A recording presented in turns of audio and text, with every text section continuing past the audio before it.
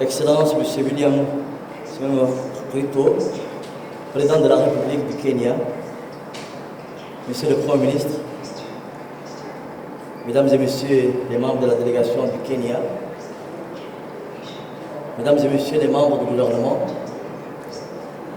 Mesdames et Messieurs, chers collègues, Mesdames et Messieurs les représentants du corps diplomatique et des organisations internationales, distingués invités en vos rangs et grades respectifs, tout protocole respecté. Mesdames et Messieurs, Monsieur le Président, c'est un immense honneur et un plaisir pour moi de vous accueillir et de vous souhaiter la bienvenue à l'Assemblée nationale de Djibouti. Permettez-moi aussi de vous exprimer tous mes remerciements pour votre présence qui témoigne de l'importance que vous accordez et de l'estime que vous avez pour le Parlement djiboutien. La représentation nationale, par ma voix, vous souhaite également la plus cordiale des bienvenues à Djibouti, tout en espérant que vous passerez un agréable séjour. Votre visite témoigne de l'engagement partagé de nos deux pays à relever les défis communs auxquels nous sommes confrontés, en particulier dans le domaine de la sécurité, du commerce et de l'intégration régionale. Je tiens également à saluer, à me féliciter aussi de la tenue du 14e sommet ordinaire des chefs d'État et de gouvernement des pays membres de l'IGAD.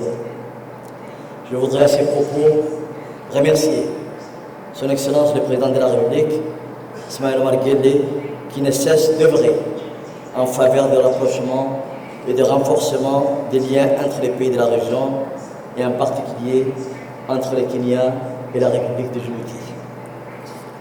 Monsieur le Président, le Kenya et Djibouti partagent un ensemble de caractéristiques particulières et de valeurs communes. Nos deux pays sont situés dans les mêmes espaces géographiques de la Corne d'Afrique et sont confrontés à des défis similaires.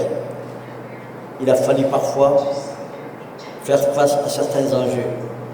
À cet égard, les relations bilatérales entre nos deux pays ont toujours été solides et régulières. Il faut souligner par ailleurs que cette coopération se renforce davantage sous votre leadership.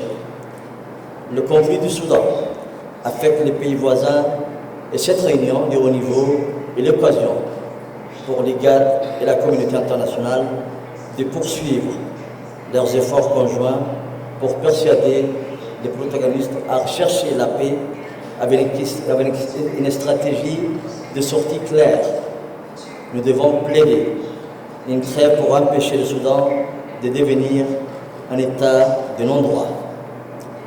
Monsieur le Président, comme vous le savez aussi, nos deux peuples et surtout nos jeunesses ont toujours entretenu des liens tout à fait particuliers, faits de respect et d'estime réciproque.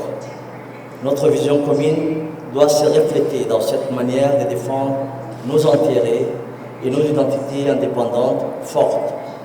Mon souhait est qu'aussi les institutions parlementaires vivent puis encore davantage ces liens. Les bonnes relations qu'entretiennent nos deux pays peuvent être portées par des représentants nationaux dans le cadre d'une diplomatie parlementaire mutuellement avantageuse. À cet égard, nous devons nous relever le pacte interparlementaire de l'IGAD en apportant nos solutions à nos propres solutions. Monsieur le Président, Djibouti et le Kenya a su consolider ces fondements hérités de ces anciens et qui sont édifiés sur la base solide, c'est-à-dire un État et des institutions modernes. Nous avons aussi réussi à bâtir une démocratie apaisée. À l'approche de la date historique du 46e anniversaire de la République, de la fête nationale d'indépendance de la République de Djibouti, que nous aurons la joie de fêter le 27 juin, nous pouvons être fiers des chemins parcourus. Fort de ces acquis, nos deux pays peuvent regarder l'avenir avec confiance. Nous pouvons également prendre la juste mesure des efforts qu'il nous faut consentir pour enrichir notre héritage commun. Je ne saurais clore, Monsieur le Président, mon propos sans vous renouveler, Monsieur le Président, mes remerciements pour votre présence à l'Assemblée nationale, mon souhait d'un séjour agréable en terre djiboutienne et un bon retour dans votre pays. Monsieur le Président, encore une fois, bienvenue à vous et à votre délégation. Je vous remercie de votre aimable attention.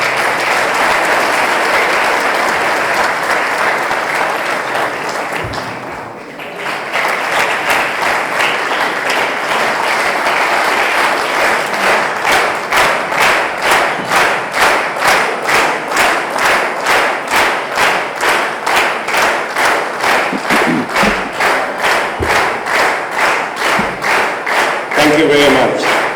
Thank you very much. Right Honorable Dilator Mohammed Dilator, Speaker of the National Assembly of Djibouti, Honorable members, members of the Diplomatic Corps, ladies and gentlemen, I convey the very warm greetings from the people and government of the Republic of Kenya to this august assembly and to the great people of Djibouti. Let me take this opportunity to reiterate before this House the deep appreciation by the government of Kenya and myself for the high compliment from my dear brother, His Excellency President Ismail Omar Guelleh, President of the Republic of Djibouti, by his invitation to me to undertake an official visit to this wonderful country and for the warm welcome and delightful hospitality extended to my delegation and I since our arrival yesterday. We are grateful for the gracious consideration and we do not take anything for granted. Thank you very much. Mr. Speaker, sir, I thank you for the extraordinary privilege of this opportunity to address this House, which is also a tremendous honor for the people of Kenya. This is a remarkable gesture which demonstrates and affirms the strong, warm, fraternal relations between our two nations, our two peoples, and testify to our mutual trust and friendship based on shared values. For 46 years, Kenya and Djibouti have enjoyed strong bilateral relations conducted in various spheres of endeavor and anchored on robust diplomatic engagement. The commercial trade and investment ties have been growing and indicate potential to involve greater numbers of people and firms and larger volumes of capital in the years to come. It is a fact of history and historical record that Kenya and Djibouti are founding members of the Intergovernmental Authority on Development, IGAD, a regional organization which has made significant and positive contribution to the peace, stability, and development of our region, and which continues to drive the region's pivotal agenda in conflict early warning, mediation, and conflict resolution, counterterrorism, food security, environmental production, economic cooperation, and regional integration, among other transformative interventions. I take great pride in citing the achievements of IGAD in this region, especially in terms of coordinating our partnership and managing our complementarities to reinforce our shared commitment and deliver opportunities for the achievement of peace, stability, security, resilience of agriculture and food systems, environmental sustainability and adaptation to our unique and dynamic climate as preconditions for the socio-economic transformation of our region. IGAD's ability to be consistent and effective in a context characterized by intensifying geostrategic complexity points us towards the quality of solidarity required for regional organizations like IGAD and multilateral institutions to meet the needs of our time. I am happy to state that Kenya and Djibouti remain united in their commitment to strengthen the critical regional mechanism like IGAD. I therefore take this opportunity to thank the government of Djibouti for its steady commitment and unwavering support for IGAD, especially as the organization's gracious host.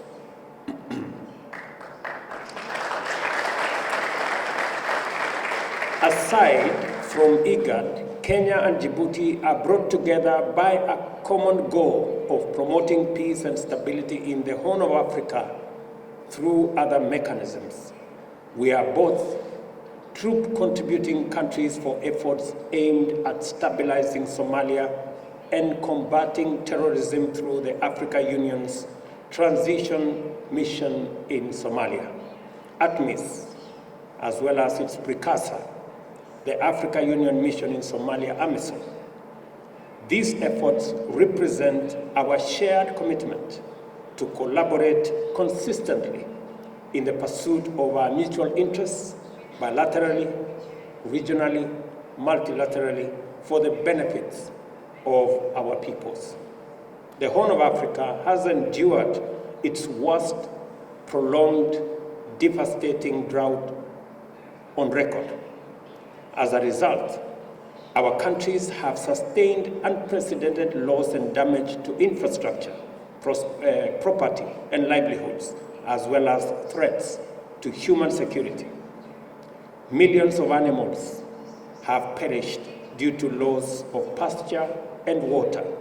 As a result, millions of people have been displaced, impoverished, and pushed to the brink of starvation by unprecedented climatic phenomena, utterly beyond their control and capacity to understand, adapt, or mitigate.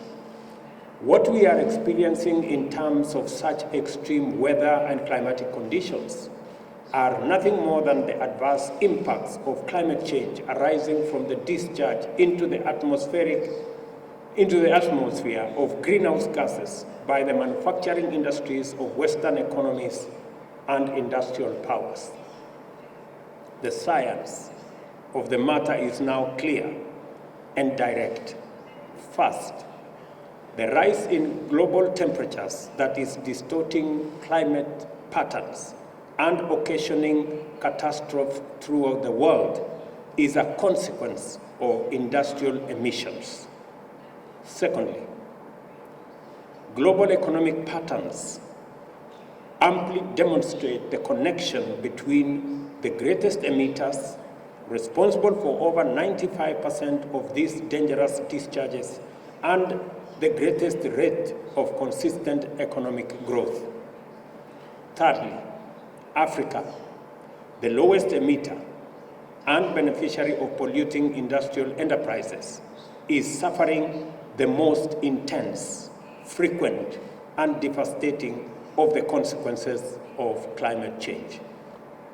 Aside from the terrible effects of extreme weather phenomena, including flooding and droughts, climate-related disease outbreaks, and erratic weather patterns, African countries have been forced to contribute more than their fair share of national resources to necessary adaptation efforts. At the moment, the continent is losing more than 10% of our GDP to adverse impacts of climate change. At present rates, Africa will forego all prospects of development through economic growth as more and more of our resources go towards coping with climate change just to guarantee the survival of our people. The injustice of the matter is monumental and staggering. 54 countries only contribute 4% of greenhouse gas emissions, yet they have to bear the brunt of loss and damage arising from the unabated rise in global temperatures. It is time, dear members, for the international community to implement COP27 breakthrough on loss and damage in order to bring the global framework of managing climate change to a position that recognizes the importance of acting with urgency in committing resources necessary to enable Africa recover from loss and damage, enhance resilience, and pursue inclusive growth and shared prosperity with greater vigor.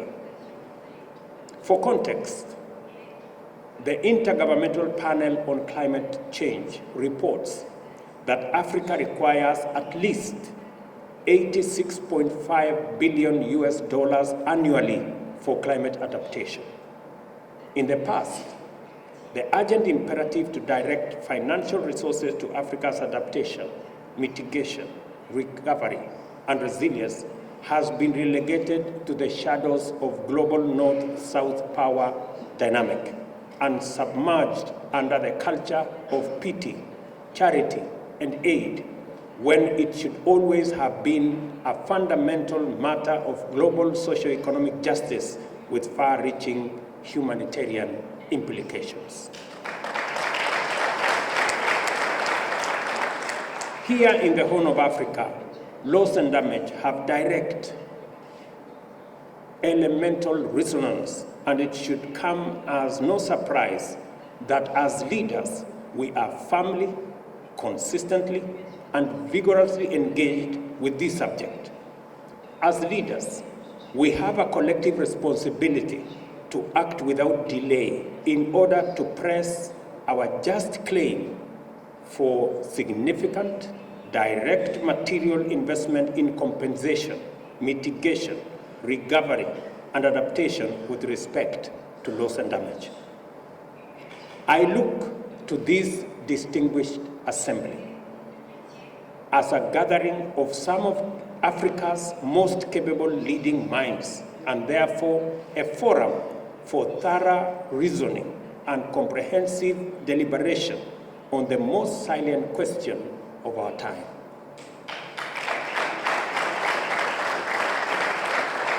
Mr. Speaker, before me here are men and women of great integrity. This continent, our governments, and our people look to you as members of Parliament to provide leadership on this existential threat.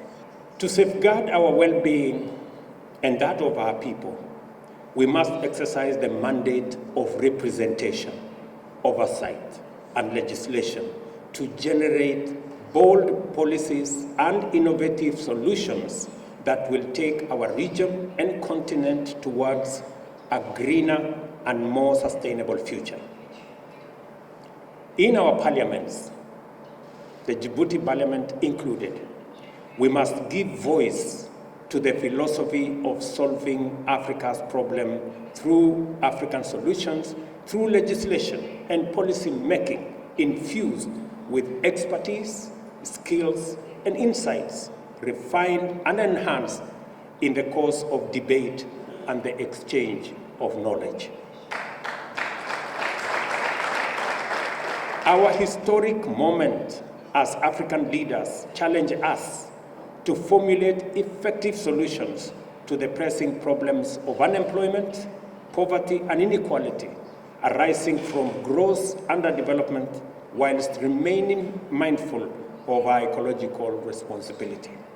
We are called upon to create meaningful jobs for over 850 million young, talented, and educated Africans, provide adequate food, shelter, clothing, and medical care for over 1.4 billion people our responsibility in the African continent. We must also do it knowing that we must navigate our production and productivity along a low-emission industrialization pathway. The technical and financial capacity to undertake a just transition to low-carbon and clean technologies will not come out of bilateral and multilateral gifts or arms. Rather, adequate resources to finance structural change will become a possibility when we assert our just claim as Africans, enforce accountability, and hold the developed nations responsible for the loss and damage arising from climate change.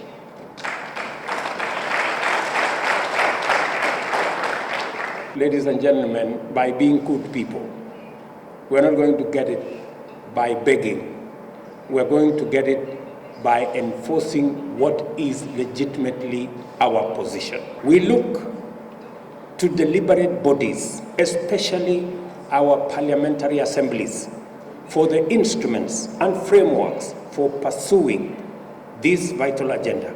It is important to make the point that no part of the world will be spared the impending climate catastrophe if the present rate of emission is not urgently reversed, yet climate action is still perceived as an optional pursuit that chiefly benefits Africa, which is not true. It is our duty to educate a reluctant world that African aspirations are humanity's aspirations, and that the interests of Africa are the world's existential challenges, not some peculiar indulgence of African activism. It is not. Climate change has placed the entire world on what the UN Secretary General calls a path to hell. A global energy transition, the best solution to our world's climate problems, the most effective and just sustainable resolution, would propel our continent to the commanding stage of a new industrial revolution. Africa, ladies and gentlemen, listen to me. Africa holds the solution to the climate crisis in the form diversified resources, green energy, fast carbon sinks, critical clean energy minerals, abundance of natural resources necessary to power unprecedented explosion of competitive manufacturing and the world's youngest population.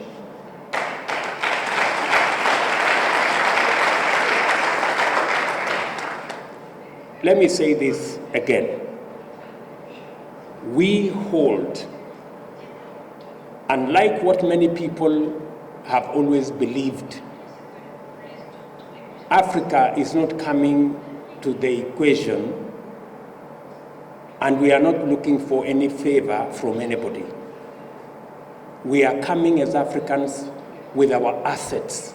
We have suggestions, we have practical views on how we can sort out humanity's pressing challenge of climate change. However, a historic Pan-African takeoff is held in abeyance by a global financial system and architecture that denies Africa the resources needed to finance investment and the acquisition of technologies necessary to usher in a new brand of industrialization.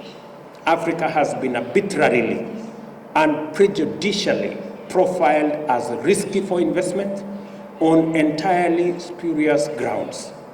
As a result, the volumes and financing available for African development are traditionally minute, and the cost of these finances is notoriously extortionate. It is difficult to avoid concluding that in terms of development financing architecture, the global system is rigged against African progress. It is our role, members, honorable members, it is our role to persistently bring to the attention of the world the importance of abandoning a fundamentally unjust global financial system and the prejudicial biases and attitudes that underpin it, not solely for Africa's sake, but to avert the collective peril of humanity. African leaders, we have to canvass this agenda at every available opportunity in every forum. I will be pressing it forcefully at the Global Stocktake pre-COP28 summit in Paris next week. And it will also be the primary agenda of the Africa Climate Summit in Nairobi in September. It is clear now that the climate crisis will be brought under control once the global financial and governance frameworks facilitate Africa to emerge as the champion of a green industrial revolution. To get there, we have to deepen African unity, sustain and intensify our collaboration, and speak in one firm, clear voice.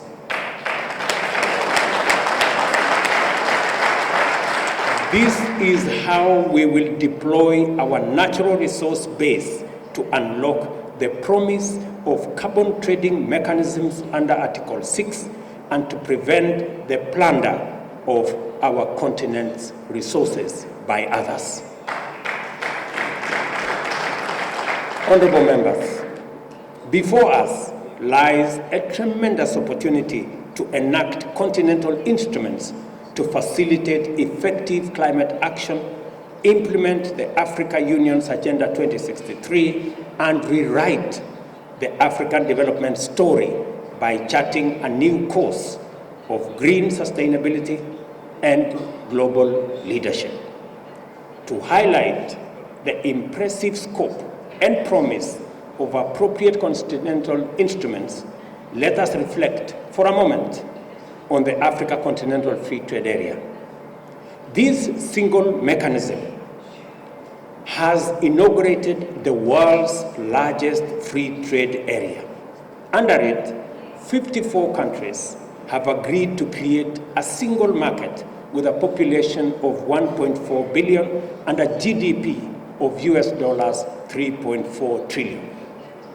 The free trade is projected to lift 30 million people out of extreme poverty and boost incomes by 7%, or US dollars 450 billion by 2035. This is the magnitude of what typical Pan-African collective action can achieve, and we are only getting started. Sequencing will always be critical in these initiatives. African integration will require freer movement of people and goods, which in turn call for better infrastructure and better connectivity. Yet the soul of free trade is the medium of exchange. The barriers to easy payments and settlements across borders within our continent are simply unsustainable. Let me give you an example. Traders from Djibouti selling to Kenya, or traders from Kenya selling to Djibouti, have to look for US dollars. How is US dollars part of the trade between Djibouti and Kenya? Why?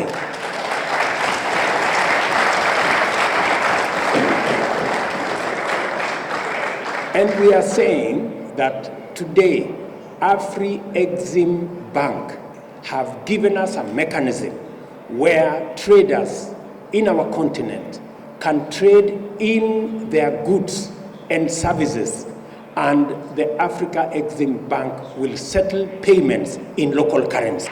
That is why Kenya champions the Pan-African payment and settlement system that is done by our own institution, the Afri-Exim Bank. Why, members? Why is it necessary for us to buy things from Djibouti and pay in dollars? Why? There's no reason. And we are not against the US dollar. We just want to trade much more freely. Let us pay in US dollars what we are buying from the US. But what we are buying from Djibouti, let's use local currency.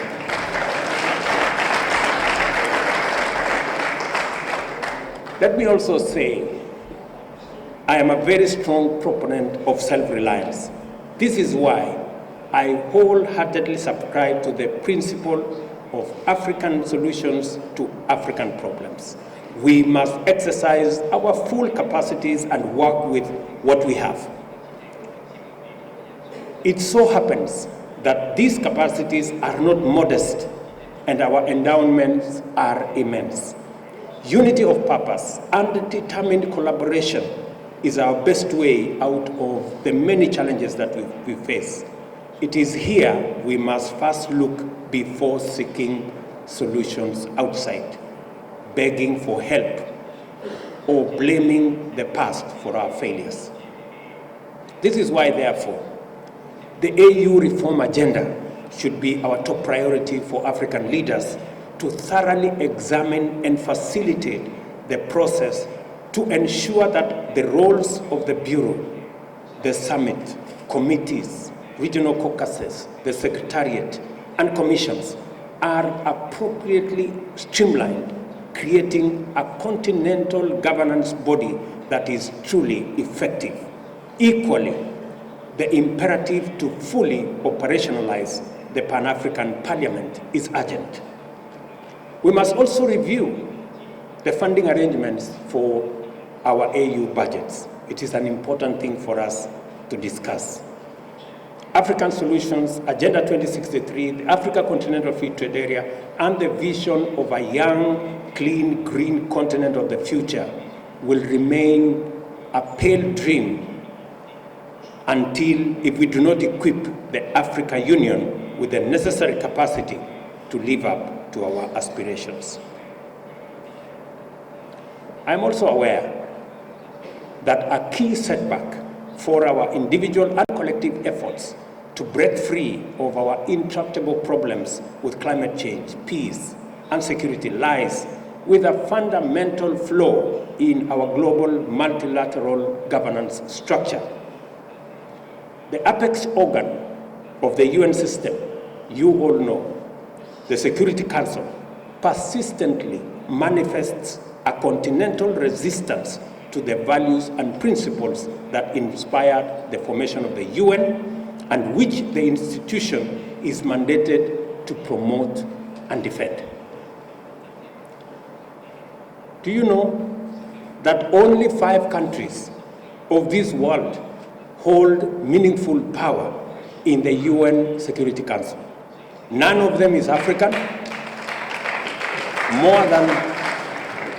More than half of the world's population is not represented in the UN Security Council. It is neither democratic, it is not representative, it is not transparent, it is not accountable.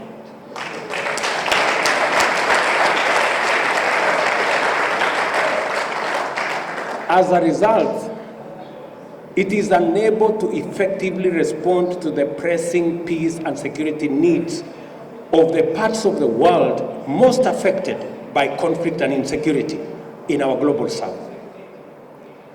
Its attitude to conflicts is geographically determined, and its intervention is likewise biased.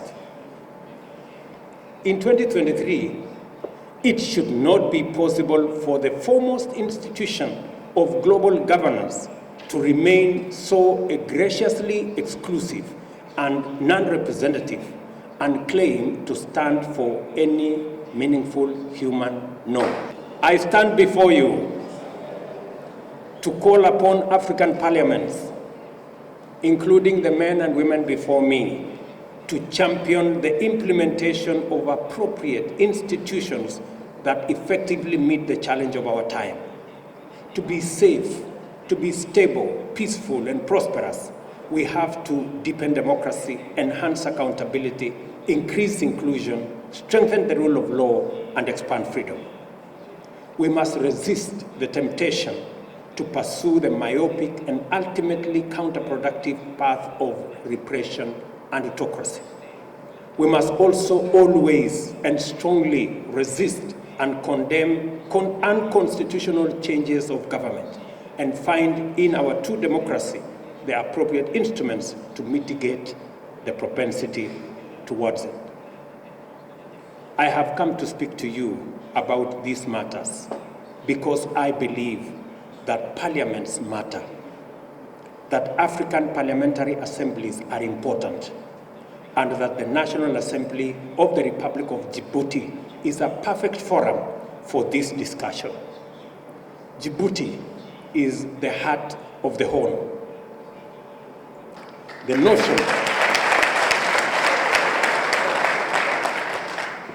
notion of the Horn of Africa is inevitably configured to encompass Djibouti. This great country is pivotal to regional, continental, and global peace and security agenda.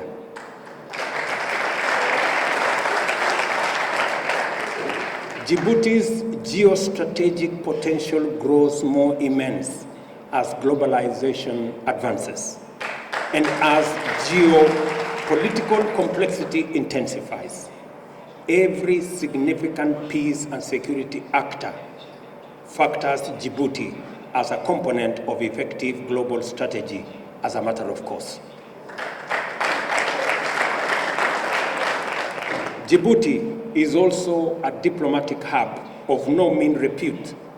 IGAD is not headquartered here by accident. I commend the progress that Djibouti is making in mobilizing effective consensus among IGAD members states on regional environmental peace and security issues. I also appreciate Djibouti's role under the leadership of His Excellency President Ismail Omar Guelleh in leading the fact-finding mission to assist in the resolution of maritime dispute with a friendly neighbor. Your good offices have been a tremendous source of comfort. As the country's parliament, this assembly is the place where the nation reasons with itself in order to generate solutions and guide progress. Your deliberations matter to Djibouti's national agenda, for our region, and where our destiny is forged. And as a result, my coming here, ladies and gentlemen, is not just a visit. It is an opportunity to consolidate the friendship between our two people. I have agreed. We did agree that we are going to work on the visa requirements for our diplomatic and services sectors. And the processes between the two countries have been concluded. I have today informed my brother, President Guelleh, that we will not only make it possible for people holding diplomatic passports and services passports to come to Kenya without the need for a visa, but I have also extended it to all the people of Djibouti, even those holding foreign.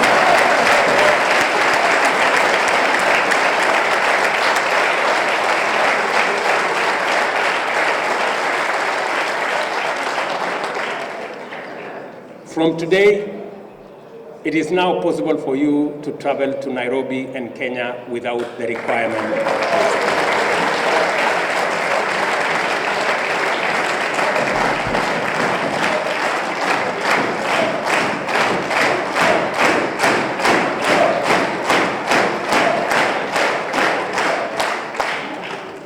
And it is because you are all aware that Kenya is the cradle of mankind. That is the place where the earliest remains of man were found.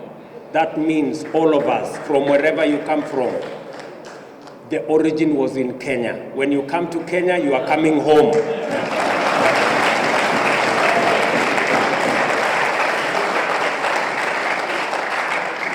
And it is not fair for anybody to be asked for a visa when they are going home. You agree?